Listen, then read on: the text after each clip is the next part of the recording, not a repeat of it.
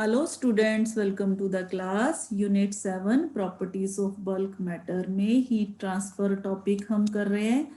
आज हम इसमें पढ़ेंगे Newton's law of cooling. Newton's law of cooling interesting topic है। Newton's law of cooling.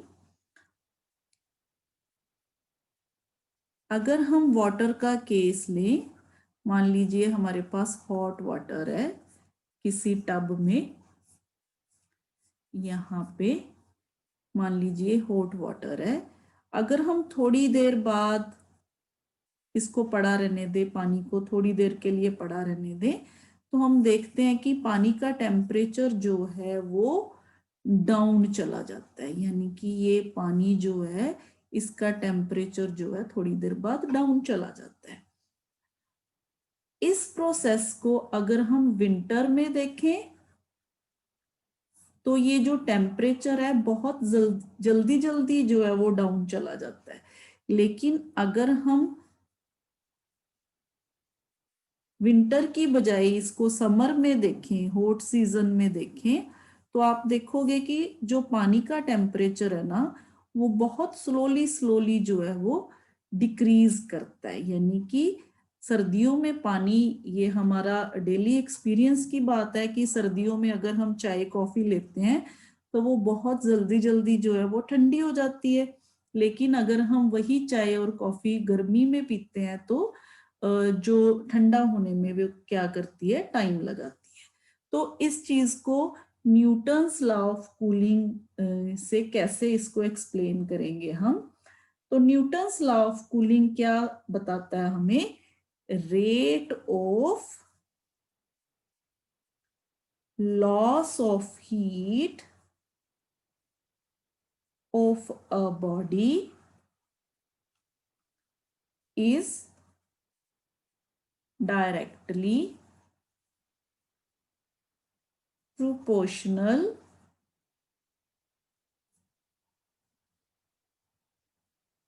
to the difference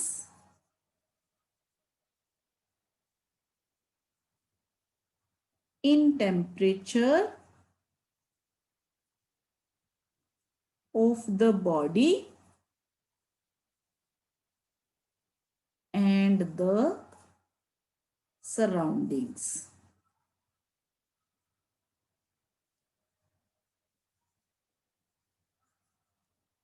Provided the difference in temperature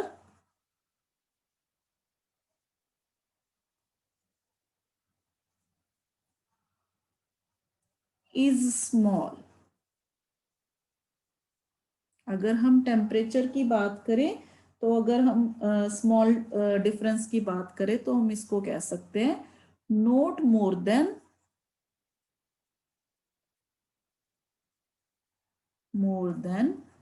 40 degree Celsius. तो यहां आप देखो कि टेम्परेचर डिफरेंस जो है बॉडी का और सराउंडिंग का, इस पे डिपेंड करता है rate of loss of heat. यानी कि अगर आप गर्म पानी लेते हो, गर्म पानी अगर आप गर्मियों में उसको ठंडा करते हो, तो ये टेम्परेचर डिफरेंस जो है गर्मी में, क्योंकि सराउंडिंग्स जो है उसका टेम्परेचर भी हाई होता है, तो जो टेम्परेचर डिफरेंस है वो अलग होगा। और सर्दियों में टेम्परेचर जो है, अगर हम मान लीजिए गर्मियों की बात करें, तो टेम्परेचर जो है वो 40 डिग्री सेल्सियस तक भी पहुंच जाता है। अगर हम सर्दियों की बात करें तो 15 डिग्री सेल्सियस तक भी पहुंच जाता है। तो ये डिपेंड करता है कि सराउंडिंग का टेम्परेचर कितना है, उस हिसाब से जो बॉडी है वो अपनी हीट को क्या करती है, लूज करती है। तो अब हम इसके लिए मैथमेटिकल जो एक्सप्रेशन है वो डिराइव करेंगे।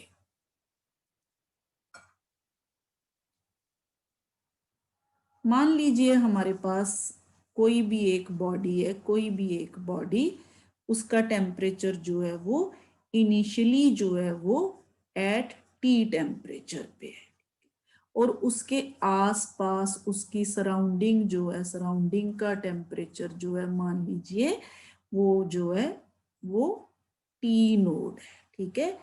टी जो है temperature of body and T naught जो है वो टेम्परेचर ऑफ सराउंडिंग्स। तो अब according to Newton's law of cooling, अगर हम अब न्यूटन्स लॉ ऑफ कूलिंग की बात करें, according to Newton's law of cooling,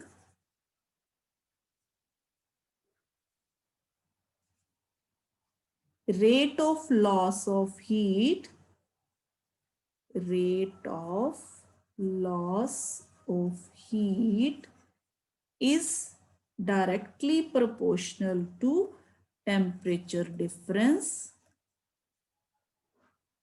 between the body and its surrounding, and its surrounding।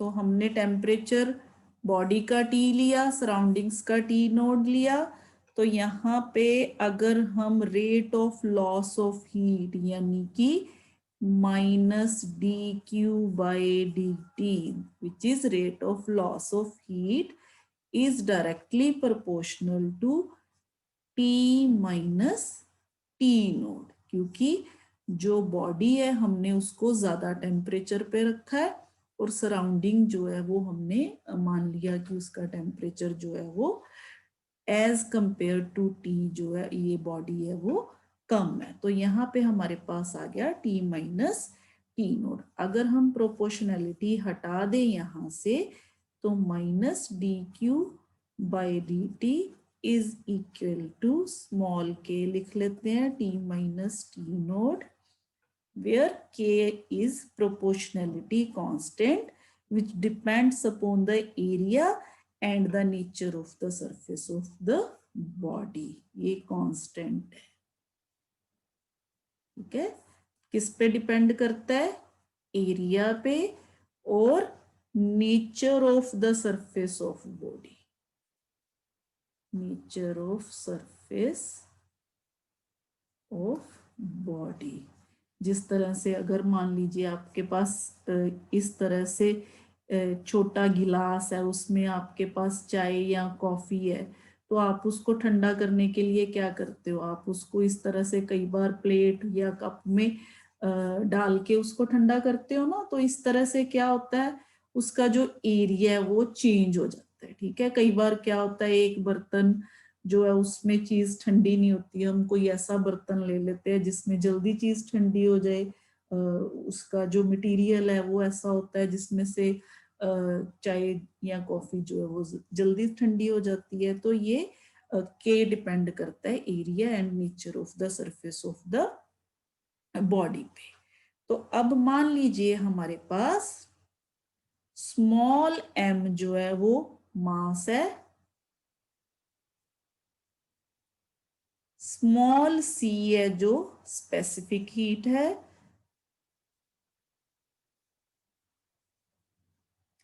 And capital T है जो बॉडी का टेम्परेचर है।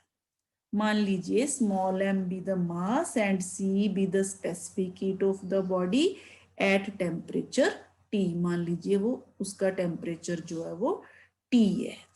अब मान लीजिए टी से टेम्परेचर फॉल करके मान लीजिए डी टी टेम्परेचर फॉल हो जाता है, यानी कि टी से टी माइनस डी टी, यानी कि मान लीजिए टेम्परेचर फॉल होके इसका हो गया इतना, टेम्परेचर फॉल हो गया कितने टाइम में? स्मॉल डी टी टाइम में। यानी कि मान लीजिए टेम्परेचर जो था वो 80 डिग्री सेल्सियस था, 80 डिग्री से मान लीजिए 79 डिग्री सेल्सियस आ गया, तो 1 डिग्री सेल्सियस जो है वो डिक्रीज हुआ, मान लीजिए 1 सेकेंड में हुआ। तो ये डेल्टा टी टेम्परेचर डिक्रीज हुआ, डेल्टा टी टाइम में, स्मॉल टी टाइम में। Then amount of heat lost किसके बराबर हो गया, अमाउंट ऑफ हीट लॉस्ट, यानी कि डी क्यू, क्योंकि हमें पता है हीट जो है हम उसको MST लिखते हैं, तो यहाँ पे d Q is equal to MCT, specific heat को हम C से लिख रहे हैं यहाँ पे, तो MCT, तो यहाँ पे MC इंटू, क्योंकि टेम्परेचर हमने यहाँ पे DT लिया तो हम टेम्परेचर को DT लिखेंगे। तो यहाँ पे अगर हम बात करें rate of loss of heat जो है उसकी, तो ये हो जाएगा d Q by d T is equal to M c d T by d T के बराबर। तो अब हम क्या करेंगे, इस इक्वेशन को, यहां से हमारे पास D Q by D T की ये वैल्यू आ गई, यहाँ पे हमारे पास D Q by D T की ये वैल्यू है।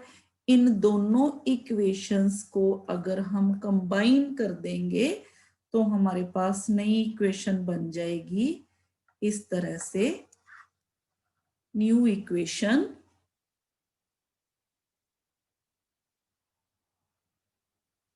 तो यहाँ पे हमारे पास कंबाइनिंग,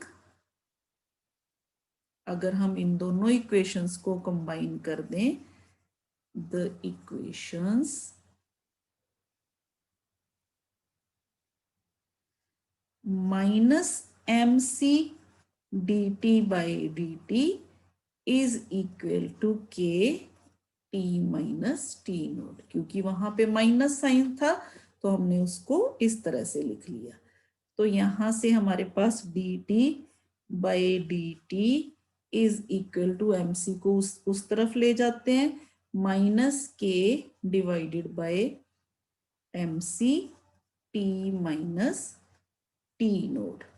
तो अगर आप देखोगे ये भी एक कांस्टेंट है, माइनस के बाई एम सी, इसको हम कैपिटल के से लिख लेते हैं, इस कांस्टेंट को हम मान लेते हैं ये कैपिटल के है, ठीक है। तो इस कांस्टेंट की जगह पे हम लिख देते हैं माइनस कैपिटल के टी माइनस टी नोट। तो ये इक्वेशन इस तरह से लिख दी हमने, समझ आ गई। तो यहाँ negative sign indicates that as the time passes the temperature of the body decreases, time जैसे जैसे टाइम बीत रहा है बॉडी का टेम्परेचर जो है वो क्या कर रहा है, डिक्रीज कर रहा है। तो इस इक्वेशन को हम इस तरह से भी लिख सकते हैं, d T divided by T वाली इक्वेशन जो इस तरफ ले लेते हैं, minus capital k into d T. तो अब इस इक्वेशन को हम इंटीग्रेट कर देंगे, on integrating both sides we get इस इक्वेशन को dt बाय T minus T naught is equal to minus k, क्योंकि ये कांस्टेंट है इसको पहले ही बाहर रख लेते हैं, अंदर हमारे पास यहाँ dt। तो यहां से हमारे पास इसका जो इंटीग्रेशन है ये आ गया log e T minus T naught is equal to, इसका कांस्टेंट ये क्योंकि कांस्टेंट है, minus k into T plus again एक कांस्टेंट, मान लीजिए वो कांस्टेंट हम लिख लेते हैं सी से, ठीक है। तो यहाँ पे हमारे पास अगर हम इस इक्वेशन को लिखें तो t minus T naught is equal to, ये एक्सपोनेंशियल की फॉर्म में आ जाएगा, माइनस के टी प्लस सी। तो इस इक्वेशन से हम t की वैल्यू भी लिख सकते हैं, t is equal to T node plus e minus के टी प्लस सी। तो यहां से c जो है कांस्टेंट ऑफ इंटीग्रेशन है, this is constant of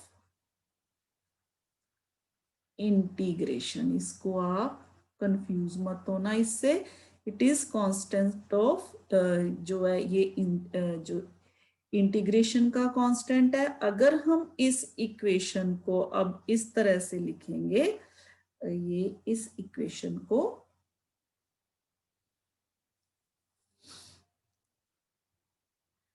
t is equal to T node plus, अगर हम इस तरह से लिख दें, E C into E raise to power minus के टी। इसको हमने इस तरह से ब्रेक करके लिख लिया। तो यहां से t is equal to T node plus ये सारा जो है ये अगेन एक कांस्टेंट हो गया, कैपिटल सी ई माइनस के टी। तो ये सारी इक्वेशंस जो है वो हमें न्यूटन्स लॉ ऑफ कूलिंग के बारे में बताती हैं। अगर हम इस पर्टिकुलर इक्वेशन की बात करें तो यहां से हम time of cooling of a body through a particular range of temperature जो है वो फाइंड आउट कर सकते हैं। तो time of cooling of a body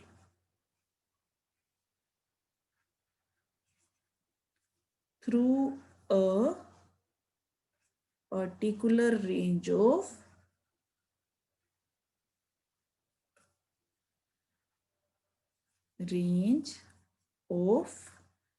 temperature।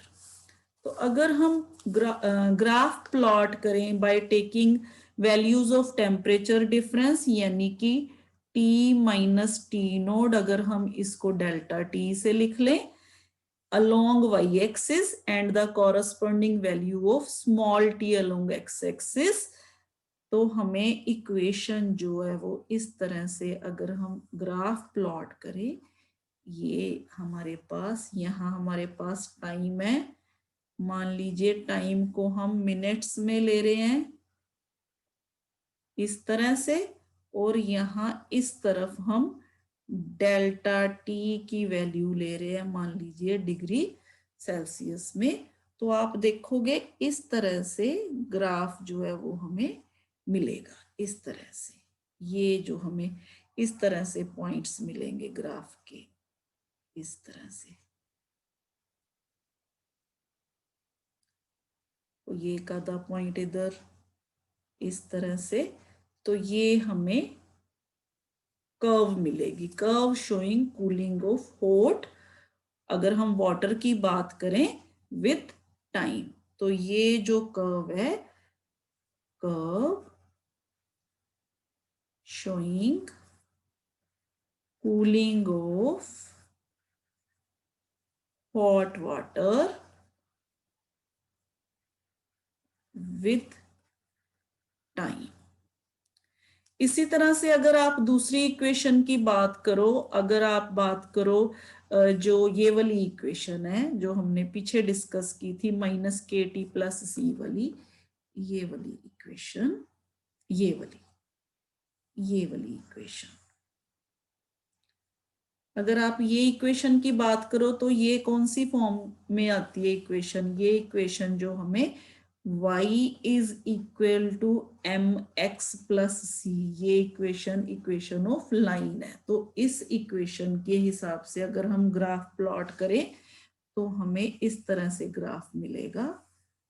इस तरफ हम लेंगे स्मॉल t और इस तरफ हम लेंगे वैल्यू जो है log e t minus T not. तो आप देखोगे नेगेटिव स्लोप हमें मिलेगी, इस तरह से वैल्यू जो है हमें मिलेगी। तो यहाँ पे स्लोप जो है वो हमें माइनस के, क्योंकि ये इक्वेशन जो है वो स्ट्रेट लाइन की इक्वेशन है। तो straight line graph, this is straight line graph between small T और ये log t minus T note and time small t।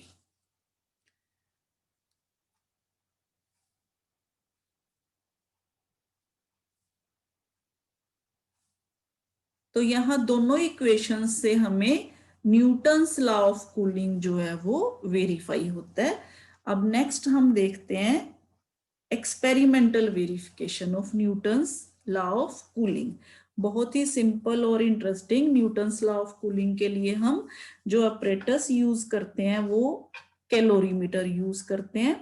तो यहाँ पे हमारे पास होता क्या है, एक्सपेरिमेंटल सेटअप जो है इसमें न्यूटन्स लॉ ऑफ कूलिंग में it consists of double walled vessel containing water in between the two walls। ये डबल वॉल्ड है, ये देखिए ये डबल वॉल्ड है। यहाँ पे मान लीजिए यहाँ पे हमने सिंपल वाटर जो है वो फिल किया, ये टैप वाटर हो सकता है, सिंपल वाटर फिल किया। और ये जो है मान लीजिए यहाँ पे हमने हॉट वाटर जो है यहाँ पे फिल किया। ये जो ये कैलोरीमीटर है इसमें हमने क्या किया, मान लीजिए हॉट वाटर फिल कर दिया। एक टेम्परेचर हमने यहाँ थर्मामीटर लगा दिया जो हमें इस वाले वाटर का टेम्परेचर बताएगा, और एक हमने थर्मामीटर यहाँ फिट कर दिया जो हमें कैलोरीमीटर में जो वाटर है उसका टेम्परेचर, अगर हम मान लीजिए इसका टेम्परेचर जो है वो इनिशियली यहाँ पे हम ये टी टेम्परेचर और ये मान लीजिए सराउंडिंग इसका टेम्परेचर टी नोड है। तो ये जो लिड है यहाँ पे इसको कवर कर देती है और एक स्टरर लगा होता है जिससे हम क्या करते हैं, जो टेम्परेचर है इसका यूनिफॉर्म होता है, हम इसको स्टर कर देते हैं ताकि जो टेम्परेचर है वो यूनिफॉर्मली जो डिस्ट्रीब्यूट हो जाए सारे वाटर में। तो होता क्या है, जब हम मान लीजिए इसमें हॉट वाटर जो है वो फिल कर देते हैं कैलोरीमीटर में, यहाँ पे हमने हॉट वाटर फिल कर दिया और यहाँ पे जो टेम्परेचर है पानी का वो इससे कम है, तो होगा क्या, इसको हमने लिड को क्लोज कर दिया और ये दोनों थर्मामीटर्स फिट कर दिए यहाँ पे टेम्परेचर चेक करने के लिए। तो होता क्या, जैसे जैसे टाइम बीतता है इस वाले का टेम्परेचर जो है वो कम होना शुरू हो जाता है। क्यों? क्योंकि ये अपना जो अपनी हीट है वो किसको देना शुरू कर देता है, सराउंडिंग्स को हीट देना शुरू कर देता है। तो हम कह सकते हैं temperature of hot water in the calorimeter, अगर हम इसको फिक्स इंटरवल्स ऑफ टाइम के बाद देखें, से after every 1 minute of stirring the water with, इसके साथ स्टर भी करते रहें, तो इसका टेम्परेचर जो है वो क्या होना शुरू कर देगा, डिक्रीज होना शुरू कर देगा। ठीक है, तो उसके बाद अगर हम प्लॉट ड्रॉ करें, ग्राफ ड्रॉ करें इसके बीच में log E T minus T node में और स्मॉल टी में, तो आप देखोगे कि हमें स्ट्रेट लाइन मिलेगी बिल्कुल इस तरह से, जैसे हमने अभी इस तरफ ये हमारे पास यहाँ पे स्मॉल टी और ये जो वैल्यू है हम इस तरफ लेंगे, तो हमें सेम इस तरह की जो ग्राफ है वो मिलेगा। तो यहाँ से हमने ये देखा कि अगर हम एक्सपेरिमेंटली वेरिफिकेशन करें न्यूटन्स लॉ ऑफ कूलिंग की, तो यहाँ से हम इसको भी वेरीफाई कर सकते हैं। तो this is about Newton's law of cooling. बहुत ही इंटरेस्टिंग और सिंपल है इसका एक्सपेरिमेंट भी, और इसकी जो हमने डेरिवेशन की वो भी। तो आज के लिए इतना ही। Thank you.